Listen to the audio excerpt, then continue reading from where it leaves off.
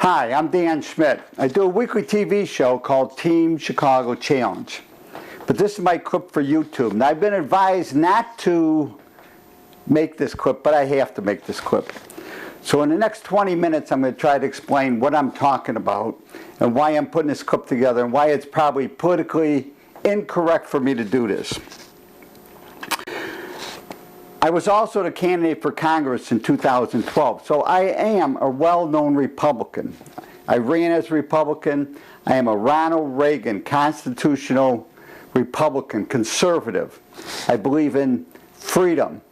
The right is freedom. I'm as far to the right as you can go because I believe in freedom. What makes America great, what makes us totally greater than any other country, the 196, 95 countries in the world, is the freedom thing. Property rights, freedom. So, I was invited on to a TV show recently, a producer down there at Chicago Access. He does a show called Underground Railroad. It's a black guy, he's a Muslim guy. And we were supposed to discuss the president, Republicanism, Underground Railroad. The Underground Railroad was a product of the Republicans. The Republicans were for abolition of slavery. The Republicans created the Underground Railroad. The Republicans have always been there when it comes to freedom. That's why the Republican Party is different. Our first Republican president was Abraham Lincoln. But let me point out another thing, why I feel I have to do this. I was invited on this show, and I was attacked. I mean, it was insane, the attack. It was the hatred. It was unbelievable. And I'm going to show you right now, one clip right now, and you're going to see that. Then we'll come back after I show you this clip. But this show, produced at Chicago Access, called Underground Railroad.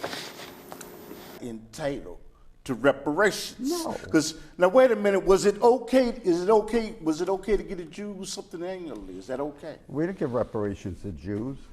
What are you talking about? They get money. Jews get billions of dollars every year from America. Right, okay. America is being pimped by the Israelis, right. And your president, Donald J. Trump, or whatever his name is, doesn't utter a damn word against it. Okay. Pretty crazy, huh? I mean, what could I say? There's nothing I could say. But let me point out another thing. Now, a lot of people know that I'm a motorcycle racer. I've been racing motorcycles for 50 years. I was also Coffee Dan for 22 years. I ran a coffee truck. You know, one of them catering trucks, the sofa trucks where the doors go up? I had the best coffee in downtown Chicago. And I can honestly say 50% of my customers were black. African Americans, if you want to use the political term, but where's black people, there's white people, there's brown people. I'm saying in my 22 years with the coffee truck, I probably had tens of thousands of customers, and half of them happen to be black, working construction mainly. Great people, I mean, great friends. Jerry English, the concrete guy. Walter Bates was probably one of my best friends working for Tripco. Where is Walter? Walter, Jerry East, any of you guys that, you know, people at Zenith, but mainly construction. I was in with the construction. When Sears was going up, when Hancock was going up, I was there. Whew. So this insanity that I had to put up with in the studio, and it brings up what I have to talk about. And the reality is, because of the bad education system in this country, terrible education system. I'm sorry if you went to any school since the 1970s probably, 1980s. If you went to college, it's even worse. You're probably even worse. Your education is even worse than you can imagine because of the insanity. And I maybe believe that 20 to 30% of the black Americans really think that America, the United States of America, was the only place in the whole world, in the history of mankind, that there was slavery. That is how insane this whole thing is. I mean, I'm going to show you one more clip from being on the Underground Railroad and the insanity I had to put up with. But I am a Christian. Those two guys were Muslims. I can forgive them because, you know, one thing I learned, I've been reading Dennis Prager's New Bible. He's right now, he's explaining the Bible. I'm reading the first Genesis. And I learned one thing. To be a Jew or to be a Christian, the Old Testament means struggle with God. That's what Israel, I believe, means, struggle with God. Whereas Muslims, it's submit to God. So it's a whole different mental attitude that we are facing in this country, because this is the insanity I had to put up with. Let's see another clip from the Underground Railroad. Blacks deserve. Let's talk. You want to talk about slavery? No, I'm asking you Do about you want to talk about slavery? Go ahead. You can say okay, that. Because reparations. I made sure I did my research before I came out Okay. here. Going back 3000 BC, in the Bible, they talked about slavery. Slavery has been around for the entire history of mankind. In ancient Rome had a population of 1 million, they believe, the city of Rome. Do you think that blacks presently deserve reparations? No, not at all. Why not? Why would you say that? Now, the Because the Japanese- United States of America was only involved with slavery for a minute amount of time. United States became a country in what year? What year did the United States become a country? For over 200 years, America has been involved The United in States slavery. of America, minute. You points know of- what? It's amazing that you haven't uttered one word against the Japanese receiving reparations for the atomic bomb being dropped on them. You didn't say anything about the Reparations Jews for the atomic bomb? You're not What are against. you You're talking not about? against the Jews for receiving reparations. I mean the Indians for receiving reparations, which they do today, for having their land snatched away from them. But all the conservatives and the Republicans and this madman in the White House, Mitch McConnell, is against black people getting slave reparations, regardless of all the injustices that have been perpetrated against us in this country. Slavery, Jim Crow, lynching. Over 4,000 people in this country, black people have been lynched by white Americans. Can I ask? Bad education. Said, here is a gentleman, probably raised in Chicago, got a nice car, probably has a nice house in Chicago, probably had a great job, and he's got this bitterness. I mean, so to get back to my subject about how many black folk in America believe that United States was the only country that, in fact, the New York Times has now come up with this new thing, 1619. I can't take that call right now. 1619 is I should unplug that phone, but I'm not going to take that call. 1619 was something created by the idiots, the imbeciles, and the morons at the New York Times. They honestly believe, the New York Times believes that the origins of America, the origins of slavery, they're trying to make it sound like it's 1619. So let's talk about slavery. I know it's a bad issue. People have warned me, don't get into it, but I have to get into it. Okay. Let's go back to the Bible. All the way back, Adam and Eve. Adam and Eve didn't have slaves. But Abraham had slaves. He had an Egyptian slave.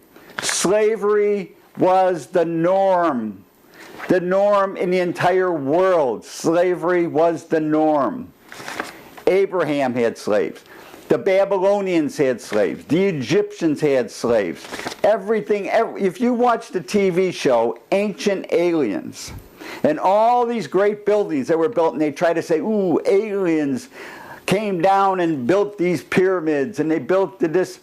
Slaves built it. If you are going to have slaves, you have to keep them working. If you don't have them working, there's no point in having slavery. So let's go talk a little bit about the history. Proof. I mean, stuff that I know, that I looked up. Rome. Rome had approximately 1 million citizens. Think of this. 2,000 years ago, a city, Rome, had almost 1 million citizens, or 1 million people living there. And 30 to 40% of the total population of Rome was slaves.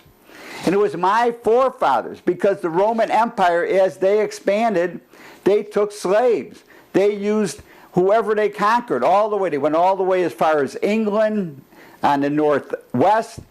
They didn't go too far into Germany. In fact, in the 3rd century, they sort of built the wall blocking off Germany, another Adriatic wall, not like same like the one in England, where that emperor in the 3rd century said, this is as far as the empire is going. But all of Greece, all the way in the Middle East, Egypt, Northern Africa, was all controlled by Rome. And everybody who lived in that area were slaves or became slaves. Greece, even before that, even though Greece is known for the Enlightenment, Greece is what adds into the Western civilization. When we refer to Western civilization, Athens, that had a population of maybe 80,000 people, had 3 to 4 slaves per household. So slavery is the norm. Get this in your noggin. Slavery was the norm. So how did slavery get thrown out? Well, let's go look at a little bit of the history of slavery. Let's go back to 873. Pope John VIII concluded that no Christians can have Christian slaves. Just a little beginning of rejection of slavery. In 1080, Normandy's conqueror, William the Conqueror, pleaded and opposed the sale of humans. 1060, Norway bans slavery, sale of slaves. Norway, 1100. 1171, Ireland bans all English slaves. 1220, the Holy Roman Empire bans slavery. The Holy Roman Empire, after they beat back the invasion of the Muslims, the Moors, up into France, beat them back. They were still in Spain until 1493, I believe. The Holy Roman Empire banned slavery. 1315, Poland banned slavery in 1347. Sweden banned slavery in 1335. 1537, Pope Paul III forbids enslaving native people in the New World. Are you getting this now? Slavery, people are turning against slavery. England forbids black slaves on England, the soil in England. And they had a case in 706, bans black slaves from England. 1813, Sweden banned slavery. 1814, the Netherlands. 1819, Portugal banned slaves north of the equator, which means they still had slaves in Brazil. The Danish government banned slaves in 1846 in the West Indies. Brazil abolishes slave trade. No more slaves could be brought in 1851. Now let's bring us back to, I'm going to stop right here, the United States of America. I want to explain this as simple as possible. In fact, let me see if one of my markers is working. We're going to put it up on the board. I looked at the figures. We're going to look at figures now. Okay. according to these idiots, imbeciles, and morons at the New York Times, and if any of you want to come and debate me, if you want to sit down and debate me in front of an audience, I'll bring the cameras, I'll even drive to New York City, and I will debate any of the idiots, imbeciles, or morons. You know, this is what those terms mean at the New York Times that are creating this havoc by talking about 1619. So let's look at the truth, okay? America wasn't even officially made America until we ratified the Constitution, and that took place in June 21st, 1788. 1788. That's when America becomes America. The Constitution is ratified by the 9th state, I believe that was New Hampshire, and out of the 13 colonies, then it became the law of the land. They also put in a couple years later, they put in a ban on importing slaves that was in 1808. No more slaves could be brought in America in 1808. No more slaves. So that's 20 years where America is responsible for allowing slaves to be brought in. Then it is another 1863, slaves are finally freed. The Emancipation Proclamation, Abraham Lincoln, during the Civil War.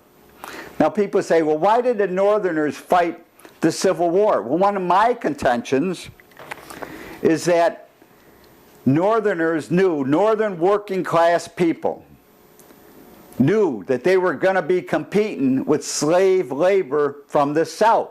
Because in the South, besides being plantations and big farms and cotton and tobacco, they were starting to build factories. They were going to use slaves to make stuff in the South, and that's one of the reasons Abraham Lincoln and the North could get together and get people interested in fighting. The other thing that happened during the same period, which everybody seems to forget, the steam engine was finally being created starting in the 1790s.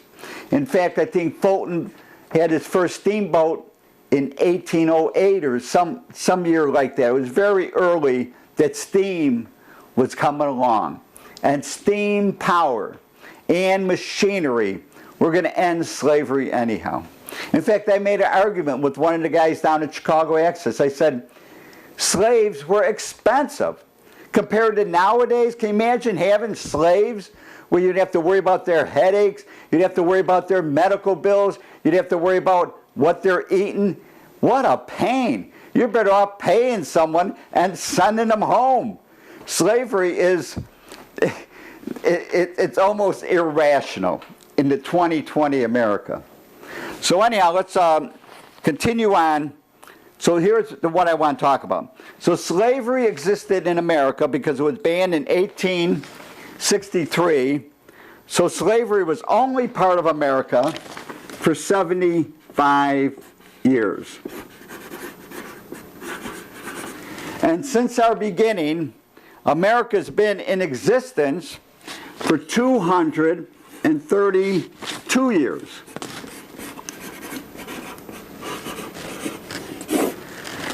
So slavery has been less than 1/3 of the entire time of America.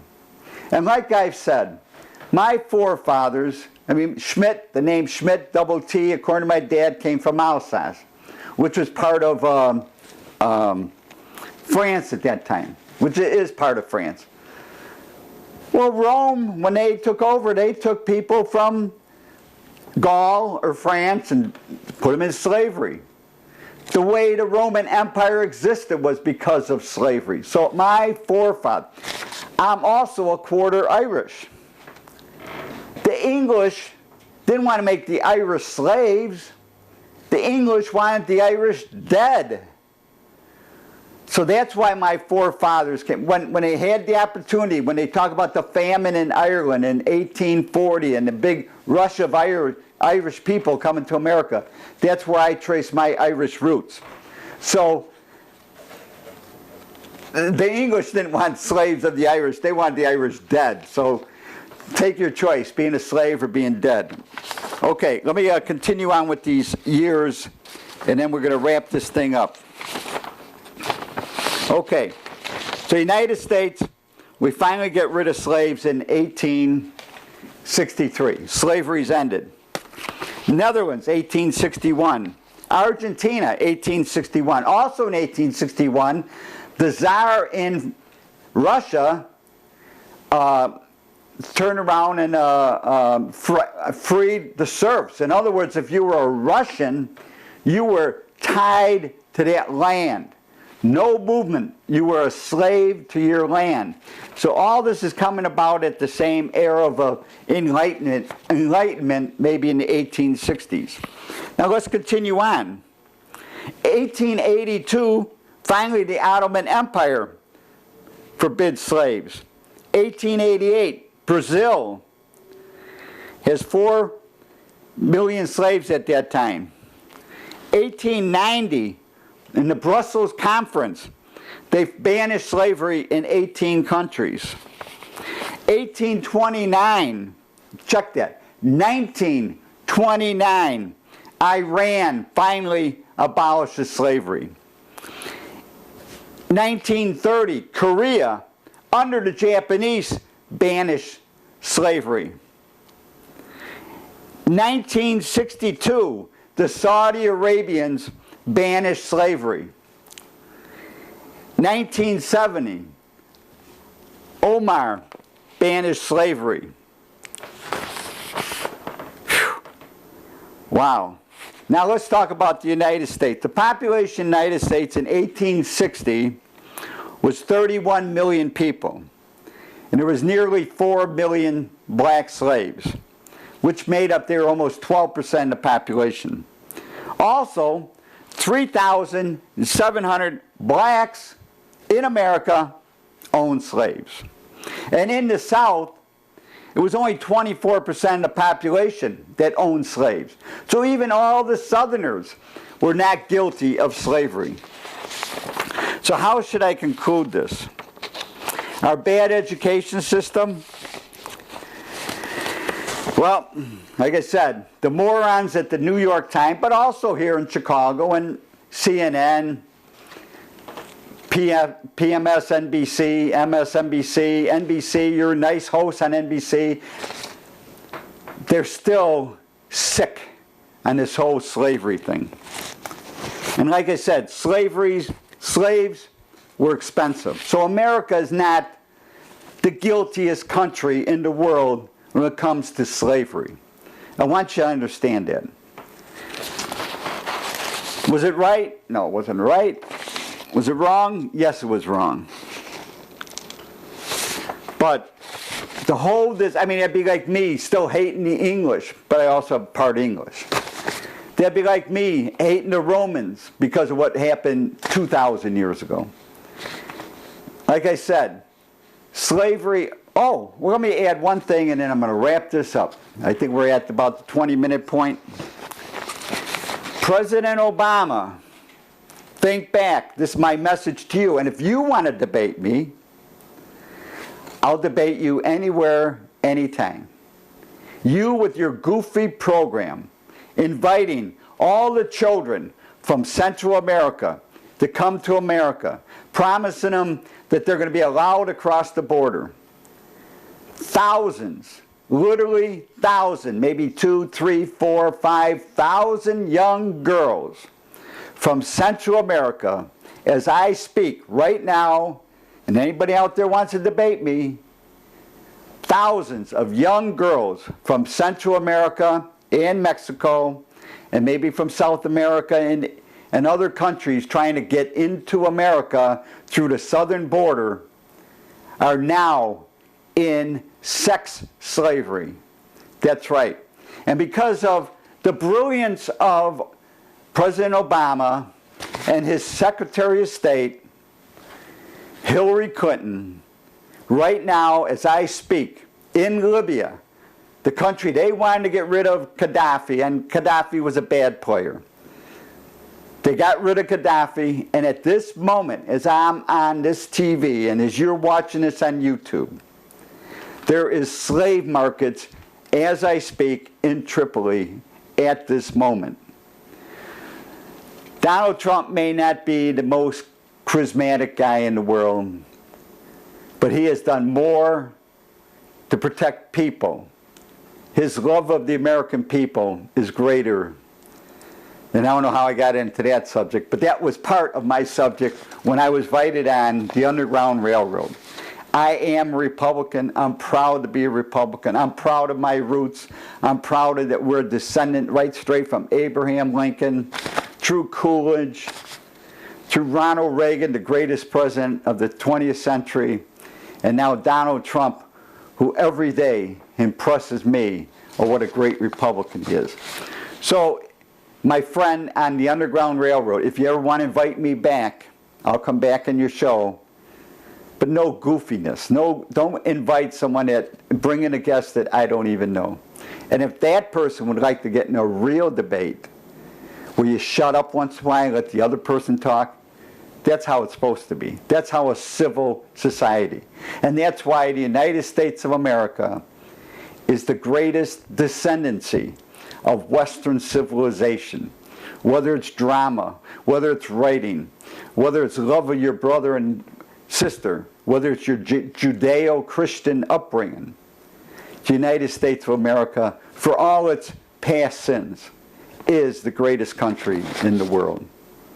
Thanks for watching this clip, and remember my email is teamdan45@gmail.com. Send me an email. Let me know what you think of this clip, and I hope you learned something.